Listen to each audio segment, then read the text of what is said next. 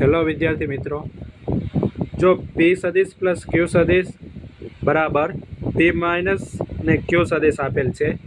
આ વિધાન આમાંથી સાચું વિધાન અહીં ઓળખવાનું. ઓપ્શન ABCD આપેલા છે. હવે રકમ પ્રમાણે જોઈએ તો પી સદિશ પ્લસ ક્યુ સદિશ બરાબર પી માઇનસ ક્યુ સદિશ આપેલ છે. હવે ઓપ્શન એમાં જોઈએ તેમાં પી ઇઝ ઇક્વલ ટુ શું કીધું હોય? ઓપ્શન એ પ્રમાણે પી ઇઝ ઇક્વલ ટુ ક્યુ સદિશ આપેલ છે. હવે જો પીની જગ્યાએ આપણે ક્યુ સદિશ મૂકી દઈએ તો પી સદિશ પ્લસ પી સદિશ બરાબર પી માઇનસ પી સદિશ બરાબર. તો હવે P plus P is equal to 2p સદિશ કહેવાય બરાબર પી માઇનસ પી એટલે 0 સદિશ.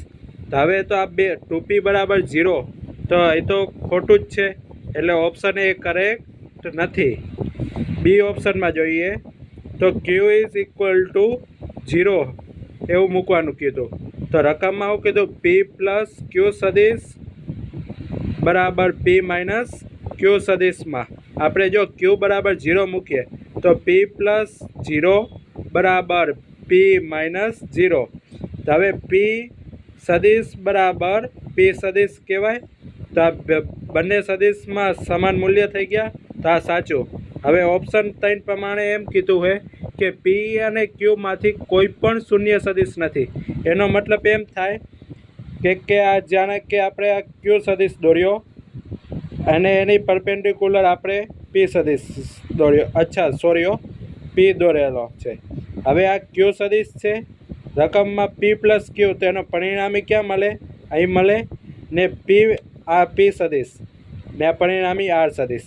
હવે પી માઇનસ ક્યુ તો પી આ પી સદિશ અને ક્યુ પ્લસ સદિશ છે, તો આ બાજુ પી ક્યુ માઇનસ સદિશ થાય. તો એનો પરિણામી ક્યાં મળે? અહીં મળે. વિદ્યાર્થી મિત્રો, અહીંથી આમ લાઈન થોડીક વાંકી ગઈ છે, વાંધો નહીં. એટલે આ ખૂણામાંથી આમ સદિશ જાય અને પી પ્લસ ને આ R2, તો આ તો શૂન્ય સદિશ ના જ કહેવાય, કેમ કે એકબીજા. હવે પી ઓપ્શન ડીમાં એમ કીધું છે કે પી અને ક્યુને લંબ છે. પી એ ક્યુને લંબ છે, તો આ સદિશ ક્યુ, આ સદિશ પી. હવે રકમમાં જોઈએ તો પી પ્લસ ક્યુ સદિશ આપેલ છે, તો એનો પરિણામી અહીં મળે ને હવે પી માઇનસ ક્યુ, તો આ ક્યુ અહીં નીચેની દિશામાં મળે, તો એનો પરિણામી અહીં સાઈડ મળે. તો આ બંને એકબીજાને લંબ તો નથી. આને R1 કહી દો અને R2 કહી દો. Thank you.